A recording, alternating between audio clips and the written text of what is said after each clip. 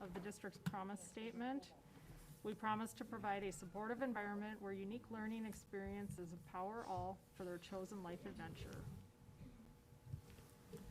Are there any additional items for the agenda? If not, do we have a motion to approve the agenda? I'll make a motion to approve the agenda. That's Tim Burke. Do we have a second? I'll second. That's Scott Kaminsky. All those in favor say aye. Aye. Those opposed say nay. Motion carries 6-0. Recognition of visitors and open forum. We have Matt, right? Did I say that right? Okay, Matt, welcome.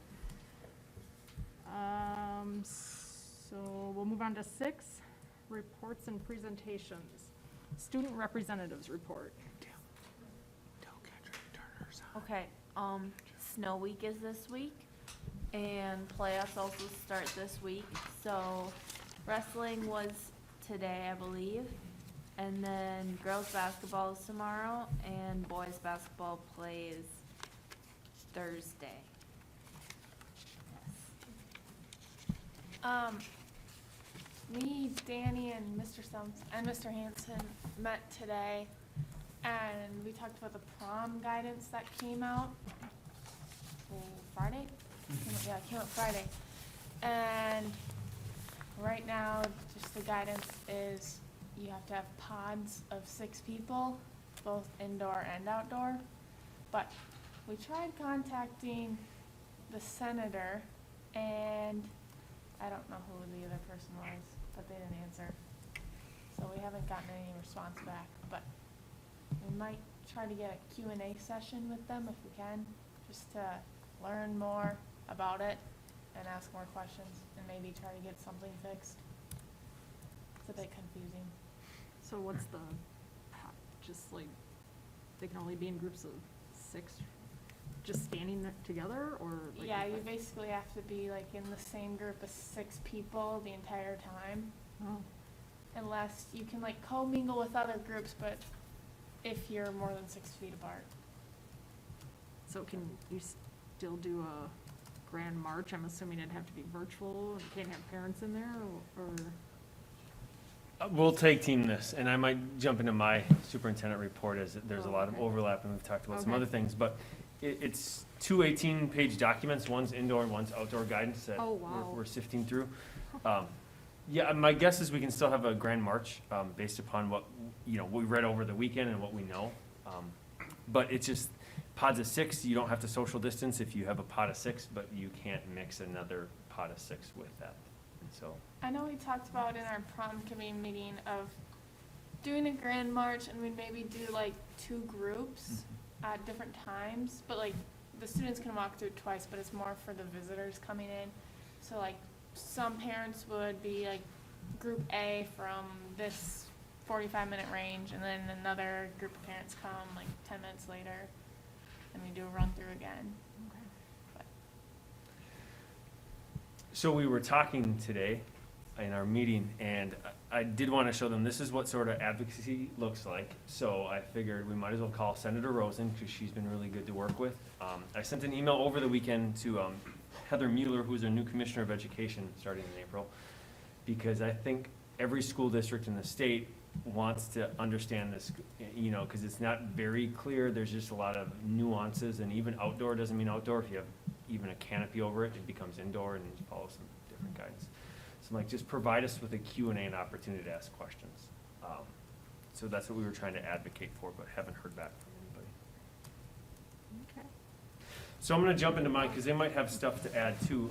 First one was just learning model update. As you all know, we're in person for every student, and that has gone well since last week, and hopefully that's the plan, continuing to move forward, staying within person, and also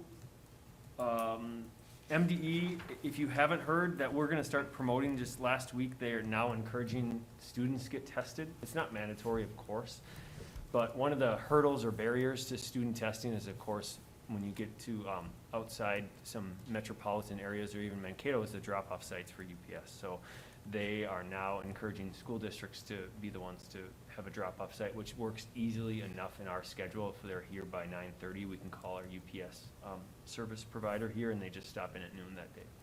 So we are going to make that available to students, and you probably heard some news over the weekend about that, and them encouraging athletes to get tested more frequently.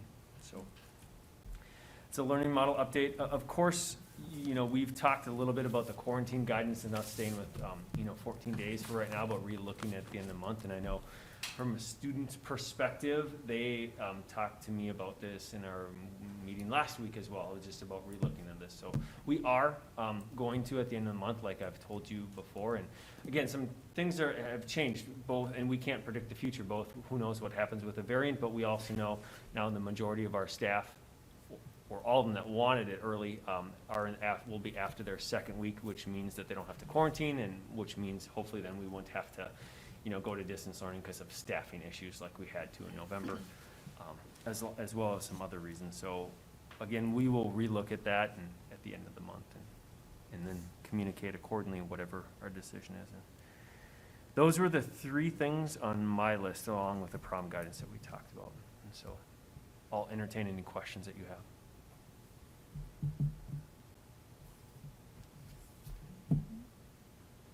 Can I just say, I do want to acknowledge, some people have reached out to you about the quarantine guidance, and this is a tough situation. I want to acknowledge that, it's not like I think everybody here acknowledges that there's not like a right way or a wrong way to do it. And so trying to figure out what's the best for our students, knowing we want to keep every kid in person for the rest of this year, and yet that might mean shortening the quarantine so kids can be here more frequently in a 10-day as opposed to a 14-day quarantine, what that risk is. So I do want to acknowledge just, the struggle that this pandemic or COVID has made on decision-making and people's mindset. And our community has been outstanding and nothing but great to our school district, and so we want to continue to work with them and collaborate. So that's all I got. Absolutely. I just want to wish the sports teams good luck in the playoffs this week, so good luck to everyone. Sorry, I blacked out. So I think it was the Student Success Committee next. There we go. Kendra, I believe you're going to speak on that, right? Yep, so we met virtually last Monday morning, went over a few different things. We got an update on the FACTS grant and program. Grant and Mr. Hansen and Ms. Steinberg presented on that. Claudia and Mike Birding had given us an update on the standard-based education and where we're at with that. We got an update on the JWP Workforce Coordinator presentation, where they're working with the local businesses for mentorship programs and job shadowing. The Bulldog Academy, Jeremy Erler gave an update on that and how that is going. Sounds to be a very positive thing that's been going on this year and it will continue in the future. Andrea Kronbach and Jeremy Erler gave an update on the kindergarten readiness assessment, and they'll be piloting a Core Advantage this spring where it assesses the whole student, including the social and emotional. The FastBridge data was presented, which it assesses reading and math in the elementary, and Stephanie did a great job with all these graphs that showed different grades and different times of the year that it was all tested. A lot of data she threw at us pretty quick, but it was very thorough. Looking at the elementary math looks good, looking into reading scores for some grades and added 7th and 8th grade grades, and the results are looking good for reading and math. And then there was a community and parent survey. We were asked to provide Claudia one question about the standard-based grading. So I'm assuming or hoping that most of the committee had done that. Yeah, so that's pretty much what was discussed at our quick half-hour meeting, so. Any questions? Do we have numbers yet for kindergarten roundup and Bulldog Academy? No, the information went out last week, and we're starting to gather information right now. So we'll have hopefully a better handle on it at the end of this week, because I know Joyce ends up making some calls if we don't get information back. So what was the update on the standards-based grading? Right now, it's been implemented in the elementary, and they're still working on some of the high school. I know they had a couple of teachers present on how it's going for them, and, you know, one was, explained more on their report card of how they kinda got to the, standard-based grading for their child, and they kinda gave feedback of the positive and the negative, but I don't know where we're at with the high school. Or, I don't know, maybe, you could probably tell more about that. Still determining next steps and what's gonna be the best fit for our students and staff. Yeah. So at this point, we're just doing standards-based grading in elementary, and that's where we're kind of keeping it at this point, or? That's where it is right now, and we have some decisions to make with our high school staff and figuring out the next steps and what Okay. goes there. I mean, have we done any research on this, Kurt? I know we talked about this a couple months ago, maybe, about standards-based grading, whether it's beneficial for our students, because there's a lot of research out there that some says it is, some says it isn't. And with our school district, we've went through a lot of different things in the last 3-4 years. And I don't know if we need to, or if we should be going into something that isn't a proven benefit for our students. And as we discussed a couple months ago, there's still colleges out there that do not accept standards-based grading. So how's that gonna play into it if we're gonna move this into the high school? And really, is there a benefit to it? Again, a lot of research out there that you can go either way, saying yes, it does benefit, no, it doesn't. I'm not sure we can have this discussion. It's just a long discussion about standards-based, and I think in the quick 30-second answer, I'll tell you, at the core philosophy of standards-based, it's hard to argue that we want whatever grade is produced at the end to reflect what a student actually knows. It's hard to argue with that point. You know, it's when you throw in, well, a kid who had late work, so we're deducting points, or we're giving you extra credit on a crossword puzzle for this, and we're throwing in all these other things that maybe don't reflect an actual where the student is at. It's the other pieces of what does it actually mean in practice and all the other things that I think gets complicated and other. So, like I said, I can put this on our work session if you want for the next meeting, and we can have a further in-depth discussion. I think it'd be good, because we've been talking about standards-based grading for almost 2 years, and every time it's brought up, it's kind of like, well, we're working on it, and we keep pushing it, and we've never really discussed it as a school board on our thoughts on it. It's always just been a presentation, and it's a work in progress, and we're gonna kind of maybe look here. Again, I think that that's something that, with all the stuff we've been going through for the past 3-4 years, switching things, going into this, and then COVID, and then now all of a sudden trying to throw this, you know, it sometimes taking a step back might be the best case. So I guess I would like to have that brought up so we can have a, you know, good discussion on it. Yeah, I was gonna ask maybe what the process is, or what your plan was for when to make that decision, or how it's gonna get made. So are you okay if I just we put this on the April work session? Sure. Yep. Sounds good to me. Any other questions on the Student Success Committee? All right, we'll move on to D then, Strategic Plan Report. I think Kendra covered it, a lot of the same Okay. overlap from our Student Success Committee and the work that they've done, so I'll leave it at that. All right, budget information. Enrollment update. You can go into the document, but I think you can see we're pretty steady from the last couple months. Yep. And based upon the historical cash balances, I think that was a request of some board members to see that as well. So Matt put that together. So any questions on the enrollment update or the graph of the cash balance?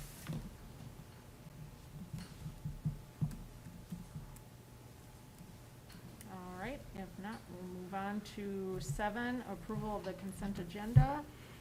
As usual, we can pull anything out that you may choose. Do we have any clarifying questions before we move? All right, do we have a motion to approve the consent agenda? I'll make a motion to approve the consent agenda. That's Tim Johnson. Do we have a second? I'll second. That's Kendra Hain. All those in, Can oh, yep, Sorry, I just making sure, I'm not sure if you, but you're on the consent agenda? So are Yeah. you abstaining from this? oh, I don't know. I mean, we haven't in the past because it's voluntary and it's not, there's no monetary value to Yeah, it.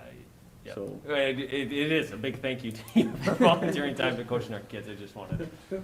I don't make know. sure I threw it out I mean, we haven't in the past, I don't think, for situations like this. Okay. But I can, if you think I should. doesn't matter. on. Me not knowing all the answers, I would say the safest thing, because my guess is Just to it's gonna abstain. pass, is Okay. not to abstain, and then we'll look into it and we'll Oh, talk not, it. not to Oh. abstain? Not, yeah, to abstain and Oh, not vote. to abstain. Oh, okay. And then Laura and I will reach out to NSBA. and But it she- was okay for him to make the motion? Sure. Okay. Gonna get to the people. Okay, so we have one abstention. All right, all those in favor say aye. Aye. Those opposed say nay. Motion carries 5-6-0, I guess, with the abstention, because the abstention goes with the majority.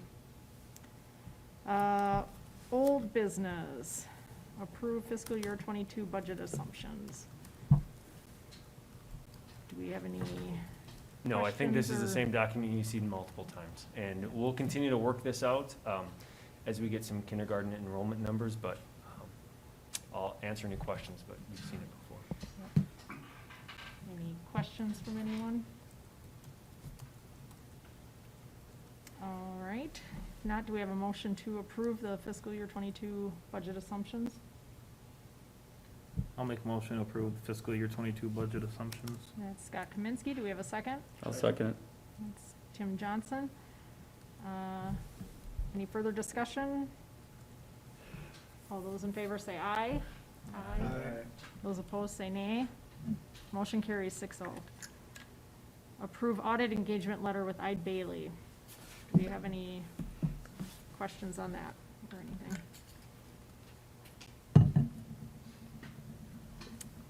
Okay, if not, do we have a motion to approve the audit engagement letter with Ide Bailey? So moved. That's Tim Burke. Do we have a second? I'll second. That's Kendra Hain. Any further discussion? All those in favor say aye. Aye. Those opposed say nay. Motion carries 6-0. New business. Approve Site Logic contract for fax and life skills room remodel. So as Matt makes his way up, I will introduce this item. You're gonna be asked to approve just the contract with SiteLogic, and he's gonna go over some details, but that's gonna be the end result, is approving this contract, which was in the minutes, and he's got a short presentation for you, so. All right, good evening, Madam Chair, board members, student representatives, Superintendent Stump. Nice to be with you again tonight. Really brief presentation. I wanted to give you an update of where we are and take any questions you have ahead of your review and action on the contract. So we can skip over my face, but again, I gave you a little bit of introduction of what we're going to be. So the first thing we wanted to do is make sure that we had the project details correct. So with the FACS lab, that's Family and Consumer Sciences, very fortunate in JWP to receive a grant for that project. And the goal is to update that room to be more of a ProStart curriculum fit. And the funding is all of grant, and I think that's important for the public to know. Congratulations to the staff, and a big thanks to them for their work on that for students. $250,000 used to cover both construction and any equipment expenses. And then jumping over on the life skills side, as we were discussing the FACS lab, it was brought to our attention there was some desire to upgrade the life skills room and add in some kitchenette, so they can do some of the serving directly out of that kitchenette and be compliant with code. So we're working with the district on creating a learning kitchen with a laundry storage area. And the funding source here is an internal funding source, not a taxpayer funded piece at all either. And that's a medical assistance funding. And the budget we've been given is around $100,000. And the goal that was provided to us by the district is to complete this project before the start of next school year. So you can see here, I did add one additional timeline, and I'll add it here, but some of the work that we've done so far, you can read there, but collected drawings and information. Our architects and engineers and designers have done some preliminary work with backgrounds and construction documents, creating some initial plan layouts, which we've gone over with the district, which I'll cover here in a minute. The State Department of Health, which sometimes can be challenging to work with, especially during a pandemic. We'll touch on that a little bit, but you know, we're continuing to have conversations with the district on schedule and costs. We did have a design meeting last Friday, and then we also had an equipment meeting just prior to this board meeting this evening. So that's the timeline so far. And here are some of the options. I believe these were sent to you ahead of time, but this is the fax room layout. I'll just kind of briefly go through. You'll notice there are two doors. This is the existing door. This is an additional door. That's by code. The room is large enough square footage wise that when you do construction on it, you have to add an additional exit. Again, per the code, construction code. See refrigerator, freezer, and then cooking stations. 1, 2, there's 6 of them total. 3, 4, 5, excuse me. This is the teaching station. So 1, 2, 3, 4, 5, 6 student stations and 1 teaching or demo station. We've had some conversation about double ovens, and that's showing 3, but we're going to be looking at reducing that to 1, I believe. And then we have the student learning area. There's some requirements, 3 sinks. And this is more for the ware washing, and then there's multiple sinks in the plan. Actually, there's a revised drawing, so multiple sinks throughout the room by the different teaching stations and learning stations to wash your hands, because you have to have a separate sink for washing hands. And then there's also food prep sinks as well. So that's the general there. In terms of the life skills, this only requires 1. It requires not additional exits and entrances, so it's showing the existing there. And what this plan does is it creates sort of an alcove or an area for the washer and dryer. A new wall would be built. If you recall, in that area there's a mechanical closet, so a new wall, half wall with washer and dryer. This is some wire shelving. And then right now we have shown a roll top, so a serving station. You can see over here in the feedback and notes, one of the things that we're taking a look at is whether or not we can do a different type of entranceway instead or in lieu of that roll top. And then more of that kitchenette type layout, same type of concept. You have to have the hand washing sink, the ware washing sink, the food prep sink, and those types of requirements. So in terms of next steps, and we have some of the things that we've already put in here. We've had the initial design meeting. We had the equipment meeting today. Tonight, you're going to be taking action on a performance service agreement contract. On the 29th of March, we have established our next design meeting, and we'll have budget estimates at that time. And then we'll create that construction documentation beginning in April, which then will lead to going out to bid. There's a couple different options, and I just want to high level. We're into some discussions with Kurt and the team here. The preferred option, of course, if we go back to the beginning of the short presentation here, was to do the work this summer. We also want to have that option of fall construction, and again, obviously that presents some challenges because you have students already in the building, but financially it may be more beneficial to you as a district because you're going to get better pricing from contractors. we wanted to have that at least discussion on the table. It's remains to be seen, and obviously we'll update you as a board as that goes along, and I'm sure Kurt will keep you updated. So at this time, I'll take any questions that you might have about any of the things that I've shown you. So that kitchenette area down in the fact room would, what's existing would get removed? Would it get Yes. repurposed at all, or it's new enough to use, or no? So that area would get repurposed in the sense that it would become more of the teacher station. So the area gets divided up into more classroom on that side of the room, and then more of the kitchenette prep, laundry facility on the other side of the room. And we would certainly use as much equipment as possible that can be reused, in both scenarios, actually. And then next one, so that service door there, yeah, so that, obviously, like, students are gonna be able to stop there to get any food items. Has there been a discussion of like flow of traffic or congestion in that area, or Yeah, we when people started to stop in the touch on line? that. and- Okay, Yeah, we started to touch on that a little bit too, and that's actually one of the concerns about doing an actual Dutch door in that area, because it's a congestion point. So it's definitely something that's in the discussion.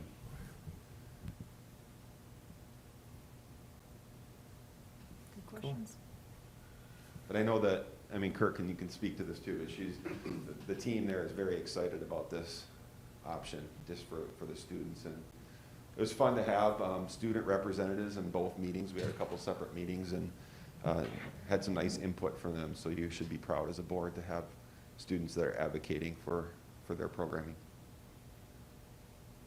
I haven't been down there for a long time, but are those double doors there, are those normally opened or closed? there should be open on mag locks, and they close during a fire alarm or intruder drill or anything. Yep, and then to the left of that's the elevator door. That single door there, Yeah. right there, goes to the elevator.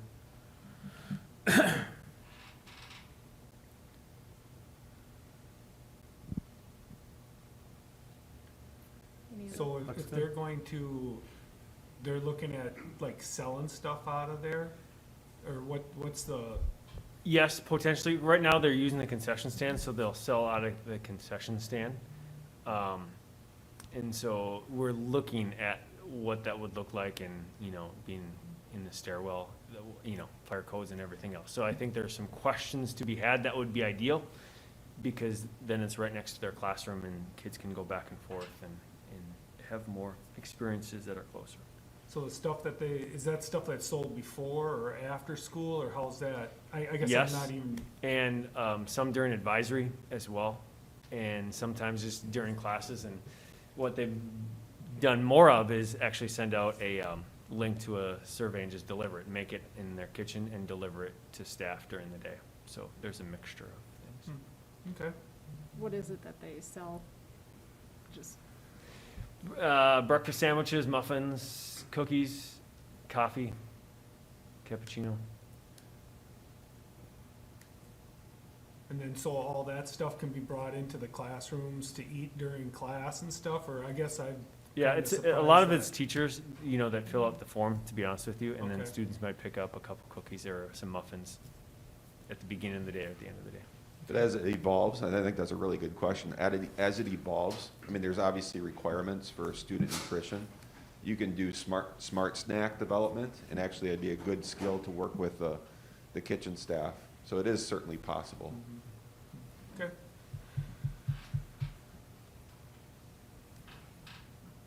Other questions? Since this is, titled life skills, I know it's obviously pertaining to one, but is there other way to incorporate some other, just thinking off the top of my head, as the construction goes on, maybe some of the students from Mr. Demaray's class to help out with the project? Volunteer their time, anything like that? it's a good idea. Possibly, yeah. I think we're sort of large picture, and my guess is once we get some details and some estimates of costs and what this scope is actually gonna entail, because the facts room, there's just a lot of questions in Yep. that space. This one maybe not as much, but yeah, absolutely, especially how great of work that they do both in the metal and woods. Mhm. Yeah. for sure, good point. Yeah. Any other questions?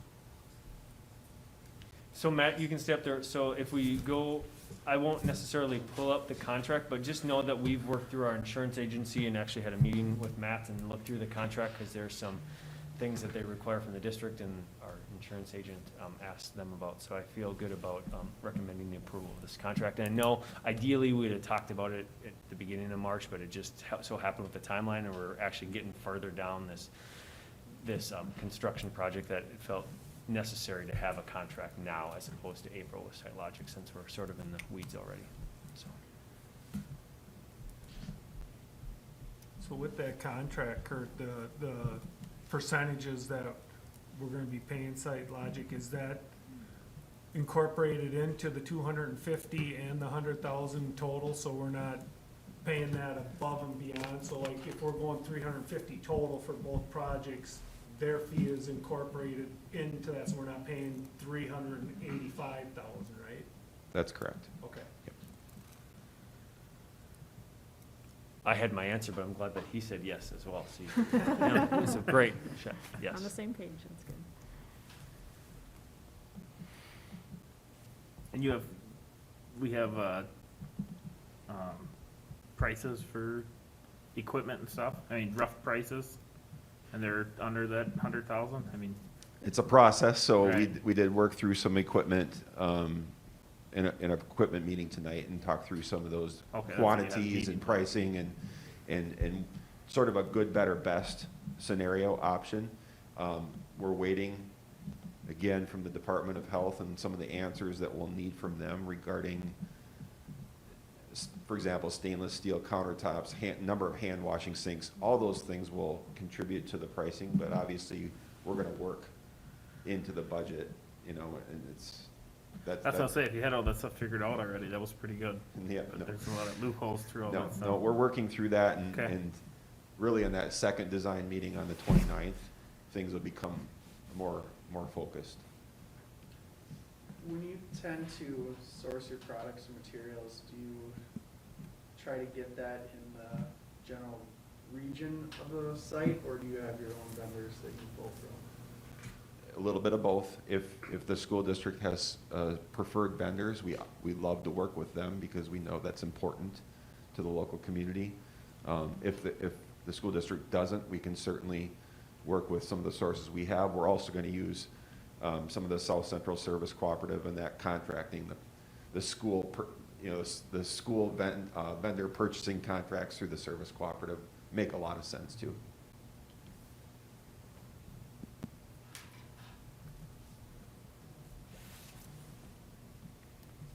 Any other questions? All right, good questions, everyone. Do we have a motion to approve the SiteLogic contract for the Facts and Life Skills room remodels? I'll make a motion to approve. That's Tim Burke. Do we have a second? I'll second. That's Scott Kaminsky. Any further discussion? All those in favor say aye. Aye. Those opposed say nay. Motion carries 6-0. All right, thank you. Yeah, thank you very Thank you, much. Matt. Thank you. All right, 9B, first reading of policies with substantial changes. So we have 304, records retention, 421, the gifts to employees and school board members, and 213, school board committees. Do we have any questions or comments on any of those?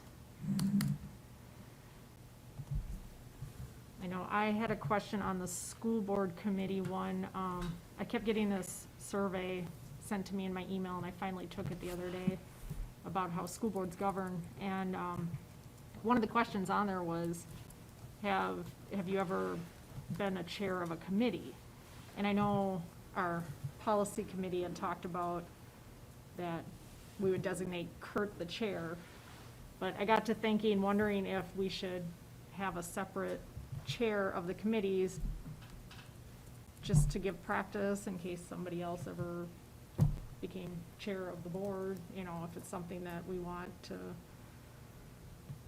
follow and have school board members be the chairs of the subcommittees too. I don't know, something to, because right now in the policy we have that you would be the chair, right? I believe so, and that's a good question for people to ponder, and this is the first reading, so as you think, we can discuss this again more at our work session if you have other ideas or thoughts on that. So that was the only question I had in, after thinking about this further, so.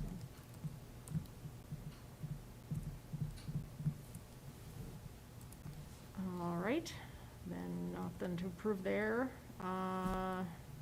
9C, approval for authorization to purchase technology devices up to $330,000. Do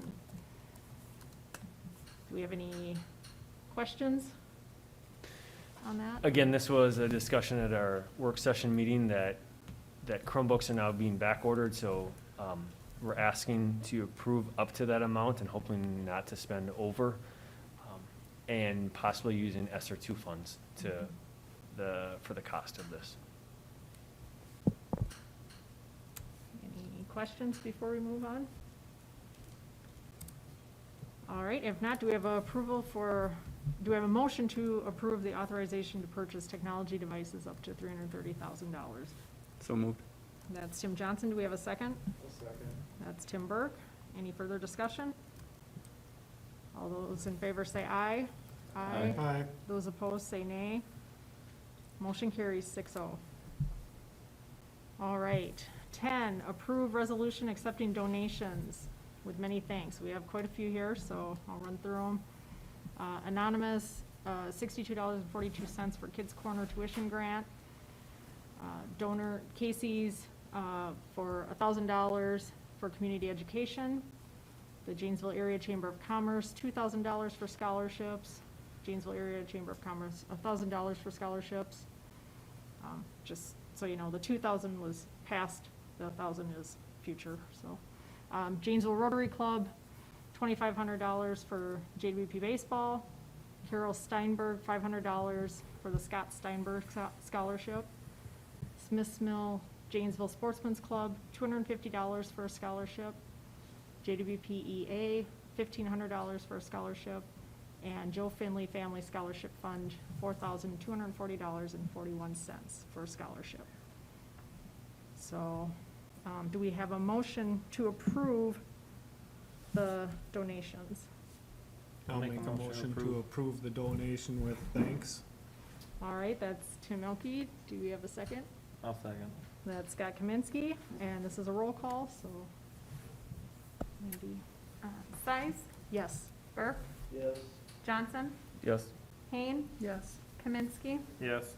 Elke? Yes. All right, motion passes 6-0. Thank you, everyone, for those donations.